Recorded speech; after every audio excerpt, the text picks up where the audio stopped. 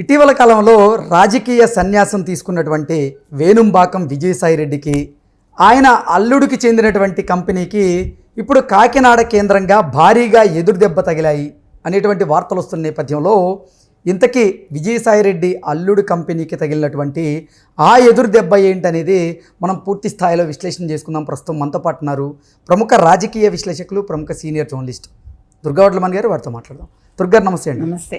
ఇటీవల కాలంలో రాజకీయ సన్యాసం తీసుకున్నటువంటి వేణుంబాకం విజయసాయిరెడ్డి అల్లుడు కంపెనీకి ఇప్పుడు కాకినాడ కేంద్రంగా భారీగా ఎదురుదెబ్బ తగిలింది అనేటువంటి వార్తలు వస్తూ ఉన్నాయి. ఇంతకీ ఆ ఎదురుదెబ్బ ఏంటి అంటే ఏం చెప్తారు? ఇప్పుడు సింగపూర్ కంపెనీతో వాళ్ళు చేసుకున్న ఒక ఒప్పందం, దాన్ని రద్దు చేసుకున్నారు. యాక్చువల్గా వాళ్ళు చేసుకోలేదు, వీళ్ళే చేసుకోవాల్సి వచ్చింది. ఎవరు? వీళ్ళ అల్లుడు అరబిందో ఫార్మసీ ఉంది కదా, అరబిందో తరఫున శరత్ చంద్రారెడ్డి చేసుకోవాల్సి వచ్చింది. ఎందుకు చేసుకోవాల్సి వచ్చింది? అదే వాళ్ళు ఆ విషయాన్ని వెల్లడించలేదు, కానీ మనం విషయం అసలు మనకు తెలుసు కాబట్టి మనం మాట్లాడొచ్చు. మామూలుగా మీరు చెప్పినట్టుగా ఒక కంపెనీతో ఒప్పందాలు రద్దు అయితే ఎందుకు అయ్యాయి ఏంటి అనేది చాలా వివరంగా చెప్పాలి. అవును, కానీ చెప్పలేదు. ఎప్పుడైతే విజయసాయి అసలు ఈ అరబిందో అనేది ఒకప్పుడు చాలా సాదాసీదా కంపెనీ, మీకు తెలుసు. రాజశేఖర రెడ్డి గారు ఎప్పుడైతే ముఖ్యమంత్రి అయ్యారో రాజశేఖర రెడ్డి గారి హయాంలో దీని విస్తరణ ప్రారంభమైంది. ఆ క్విడ్ ప్రోకో ద్వారా అప్పట్లో జగన్మోహన్ రెడ్డికి కొన్ని వేల కోట్లు రావడం, అందులో వీళ్ళ హస్తం ఉండడం, ఈ కంపెనీ కూడా అందులో ఇన్వాల్వ్ అవ్వడం, ఇవన్నీ అందరికీ తెలిసిన విషయాలే. ఆ తర్వాత అరబిందో అనేది చాలా విస్తరించింది బాగా. వాళ్ళు ఆ తర్వాత ఏం చేశారు, వాళ్ళు నిర్మాణ రంగంలో కూడా వచ్చారు. ఒక ఫార్మసీయే కాకుండా డబ్బులు ఎప్పుడైతే వచ్చాయో వాళ్ళ వ్యాపారాలు విస్తరింపజేసుకున్నారు. ఇందులో మొత్తం కీ పాత్ర పోషించింది మాత్రం మీరు వేణుంబాక విజయసాయిరెడ్డి గారు. ఓకే, మెయిన్ ఎందుకంటే వాళ్ళ అల్లుడే కదా, మీకు ఆయన ఆడిటరు, మొత్తం అసలు బ్రెయిన్ అంతా కూడా ఆయనదే కాబట్టి అన్నింటికి, అంటే జగన్మోహన్ రెడ్డి ఆర్థికంగా నిలదొక్కుకోవడానికి, ఆర్థికంగా ఉన్నత స్థితికి వెళ్ళడానికి మొత్తం స్కెచ్ వేసింది ఆయన కాబట్టి ఆయనకి చాలా ఉండేది. మీకు తెలిసి A2 ఆయన అన్ని విషయాల్లో కూడా, అంటే కేసులు తర్వాత వచ్చాయి. ముందు ఆర్థిక విషయాల్లో ఆయన A2, తర్వాత ఆర్థిక నేరాల్లో మిగతా నేరాల్లో కూడా ఆయన A2 అయ్యారు. సో ఎప్పుడైతే మీకు తెలిసి కాకినాడ సెజ్ కావచ్చు, కాకినాడ సీ పోర్ట్ కావచ్చు, వీటిని ఫస్ట్ రాజశేఖర్ రెడ్డి, ఆ తర్వాత జగన్మోహన్ రెడ్డి ముఖ్యమంత్రి కావడం, ముఖ్యమంత్రి అయ్యాక వీటిని కేవీ రావు గారితో బలవంతంగా వాళ్ళు వీళ్ళ పేరున రాయించుకోవడం, అందుకు వైవి సుబ్బారెడ్డి కొడుకు విక్రాంత్ రెడ్డి చాలా సహాయం చేసి దగ్గరుండి వీళ్ళ పేరున వాటిని రిజిస్టర్ చేయించడం. అంటే కేవీ రావుని వీళ్ళు బెదిరించి 420 కోట్లు ఎంతో ఇచ్చినట్టున్నారు. యాక్చువల్గా ఇది 2500 కోట్లు ఎంతో దాని విలువ. దాన్ని వాళ్ళు ఎంత అనుకున్నారో అంతే ఇచ్చి, ఆయన కూడా భయపడిపోయి ఇంకా తప్పనిసరి పరిస్థితుల్లో వీళ్ళకి రాసి ఇచ్చేయడం జరిగింది. ఇవన్నీ జరిగాక ఏమైంది, ఇప్పుడు మీకు తెలుసు మొన్న కూటమి ప్రభుత్వం ఎప్పుడైతే వచ్చిందో ఆయన ఈ విషయాలన్నీ కూడా ప్రభుత్వానికి నివేదించారు కేవీ రావు గారు. నివేదించాక ఇది ఓ పక్క జరుగుతూ ఉంటే ఎప్పుడైతే ఈ కేసు విషయాలు బయటకు వచ్చాయో ఈ అరబిందో తరఫున విజయసాయిరెడ్డి రంగంలోకి దిగి మొత్తం సెటిల్మెంట్ చేసేసాడు. అంటే అరబిందో వాళ్ళు డబ్బులన్నీ కట్టేసి వాళ్ళు మొత్తం కాకినాడ సెజ్ కావచ్చు, కాకినాడ సీ పోర్ట్ కావచ్చు, ఆల్మోస్ట్ రావు గారికి అప్పగించేశారు. అంటే లోపాయకారి ఒప్పందాలు చేసుకున్నారు. ఇది అఫీషియల్గా జరగలేదు. ఎందుకంటే ప్రభుత్వం ఒక పక్క దీని మీద ఎంక్వైరీ వేసినప్పుడు కేవీ రావు గారు యాక్చువల్గా వాళ్ళతో చెప్పాలి. చెప్పకుండా వీళ్ళ మీద కేసులు మాఫీ చేయించుకోవటం కోసం, ఇది ఫర్దర్గా వాళ్ళకి ఇబ్బంది పెట్టకూడదని అరబిందో వాళ్ళు మొత్తం సెటిల్మెంట్ చేసేసుకున్నారు. అది విజయసాయిరెడ్డి వల్ల. ఎందుకంటే విజయసాయిరెడ్డి ఇప్పటికే పీకలోతుల్లో ఉన్నాడు కాబట్టి ఆయన కేసుల్లో. ఈ ఆల్రెడీ శరత్ చంద్రారెడ్డి మీకు తెలుసు లిక్కర్ స్కామ్లో ఆయన అరెస్ట్ అయ్యాడు ఢిల్లీలో.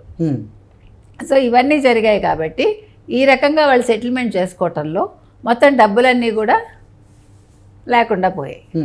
అంతే కదా. ఇప్పుడు వాళ్ళు బ్యాంక్రప్ట్ అయ్యారు. బ్యాంక్రప్ట్ అయినప్పుడు ఇప్పుడు ఈ మిల్లేమాన్ కంపెనీ, ఈ మిల్లేమాన్ కంపెనీ అని సింగపూర్ కంపెనీ, అది ఫార్మాస్యూటికల్స్కి సంబంధించి, వాళ్ళు పిల్లల్లో వచ్చే ఈ కోరింత, దగ్గు, ధనుర్వాత ఇట్లా 5 రోగాలకు సంబంధించి వాళ్ళు ఒక వ్యాక్సిన్ తయారు చేస్తున్నట్టున్నారు. సో దానికి చాలా ఖర్చు అవుతుంది కదా, వీళ్ళు వాళ్ళతో అగ్రిమెంట్ చేసుకున్నారు. కానీ ఇవాళ ఆ అగ్రిమెంట్ని వీళ్ళు వెనక్కి తీసుకోవటం జరిగింది. వీళ్ళకి యాక్చువల్గా డబ్బులు ఇంకా బాగా ఎప్పుడు వచ్చాయంటే కట్టలు మీకు గుర్తుంటే వీళ్ళకి కోవిడ్ చాలా వీళ్ళకి మంచి చేసింది. మనకు అప్పుడు తెలుసు మన డోలో 650 అది వాడని వాళ్ళు లేరు. దానివల్ల డోలో 650 అనేది ఎవరికి మంచి చేసింది అంటే శరత్ చంద్రారెడ్డికి, అరబిందో ఫార్మసీ వాళ్ళకి నోట్ల కట్టలు ఇలా వచ్చి పడ్డాయి వాళ్ళకి. కాబట్టి ఇప్పుడు ఈ రకంగా వాళ్ళు క్యాన్సిల్ చేసుకోవాల్సి వచ్చింది. సో ఈ విషయాన్ని బయట చెప్పలేరు కదా. మేము అక్కడ కాకినాడ సీపోర్టు, కాకినాడ సజ్జను ఆక్రమించుకున్నాము, దానికోసం అని మేము మళ్ళీ దాన్ని వెనక్కి ఇవ్వాల్సి వచ్చింది, ఇవన్నీ మాట్లాడలేరు కదా. అంటే నిజాలు చెప్పలేరు కాబట్టి మింగలేక కక్కలేక తేలుకుట్టిన దొంగల్లాగా కూర్చుని ఉన్నారు ఇప్పుడు విజయసాయిరెడ్డి అల్లుడును. సో మొత్తానికి ఇంత కథ నడిచిందండి. ఇవాళ అరబిందో ఫార్మసీ అనేది కొంచెం డోల్డ్రమ్స్లో ఉంది వాళ్ళ పరిస్థితి. ఎందుకంటే ఆర్థికంగా నష్టం అంటే మామూలు విషయం కాదు కదా. అందుకని మనిషికి అత్యాశ పనికిరాదని మనం ప్రతిసారి చెప్తున్నాం, అవునా కదా. ఒక చిన్న కథ చెప్తాను ఇక్కడ మీకు. ఆశ వల్ల ఏమవుతుంది, ఆశ లేకపోతే ఎలా ఉంటాడు ఒక మనిషి అనే దానికి. ఒక చేపలు పట్టే అతను పొద్దున్నే ఒక చెట్టు కింద పడుకుని ఉంటాడు, మొహం మీద గుడ్డ కప్పుకొని. ఒక ధనవంతుడు అలా వెళ్తూ ఉంటాడు, ఏంటి వీడు పని పాటు లేకుండా పడుకున్నాడు, వై హీజ్ నాట్ వర్కింగ్ అని వెళ్ళి వాడిని లేపుతాడు. ఏంటి నువ్వు ఎందుకు పడుకున్నావు ఈ టైంలో అంటాడు. పొద్దునే నాకు పెద్ద చేప దొరికిందండి, నాది పని అయిపోయింది, నేను చేపలు పట్టడం అయిపోయింది, సాయంకాలం కానీ నేను అమ్మడానికి లేదు, నేను పడుకున్నాను అంటాడు. అదేంటది, నువ్వు లేచి మళ్ళా వెళ్ళు పనికి, మళ్ళా ట్రై చెయ్యి, ఇంకా చేపలు పడతాయి అంటాడు. దానివల్ల ఏంటి నాకు ప్రయోజనం అంటాడు. అంటే నువ్వు ఇంకా కొంచెం ఎక్కువ పట్టావు అనుకో ఇంకా ఎక్కువ డబ్బులు వస్తాయి అంటాడు. ఆ ఎక్కువ డబ్బులు ఏం చేయాలి అంటాడు. అంటే ఇంకా ఎక్కువ వలలు కొనుక్కుని, ఎక్కువ చేపలు పట్టుకుని, ఎక్కువ పడవలు కొనుక్కుని నువ్వు ధనవంతుడు అయిపోతావు అంటాడు. సరే ఆ డబ్బంతా ఏం చేసుకోవాలంటాడు. అంటే పెద్ద ఇల్లు కట్టుకున్నావు, ఏసీ రూమ్లో పడుకోవచ్చు అంటాడు. అప్పుడు వీడికి సడన్ కోపం వస్తుంది చేపలు పట్టే అతనికి.